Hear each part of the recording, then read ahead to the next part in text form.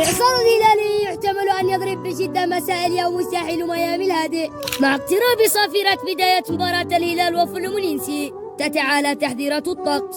صفارات الإنذار لا تسمع في الريو جانيرو فقط، بل في كل مدينة ترتجف خوفا من إعصار أزرق اسمه الهلال. إعصار هلالي يحتمل أن يضرب بشدة مساء اليوم ساحل ميامي الهادئ، حيث يقف نادي فلومينينسي البرازيلي في وجه موجة زرقاء عاتية قادمة من الرياض لا ترحم.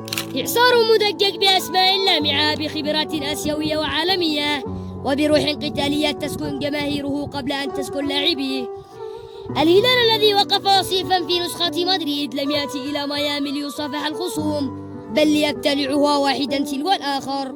فلومينينسي بطل كوبا ليبرتادوريس يدرك جيدا أنه لن يواجه خصما عاديا، بل إعصارا هلاليا تعود على قهر الكبار. الخطورة ليست في متروفيتش وسالم وسافيتش ولا في الجديد حمد الله، بل بالروح التي تسكن قلوب الفريق والعيون التي لا ترى إلا الكأس. منذ لحظة التأهل لم تهدأ مواقع التواصل ولم تنم العيون الهلالية.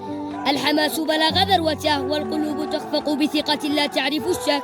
لو أردت أن ترى الشغف الحقيقي فانظر إلى جماهير الهلال الليلة في الرياض وفي جدة وفي الدمام وفي جيزان وفي كل حارة ومنزل، في نواكشط وفي بغداد والقاهرة وحتى في الجزائر والأردن. الشاشات تجهز والدعوات ترفع والقلوب تنبض باسم الهلال.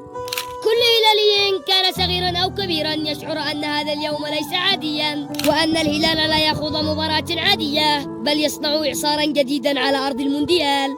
فهل يتمكن فلومينينسي من الصمود أمام الموج الأزرق أم يبتلعه الإعصار ويجره إلى هاوية الخروج مبكرا؟ الإجابة تكتبها أقدام اللاعبين بعد ساعات، لكن كل شيء حتى الآن يشير إلى أن هلال العاصفة قادم، ولا أحد ينجو حين يأتي الإعصار.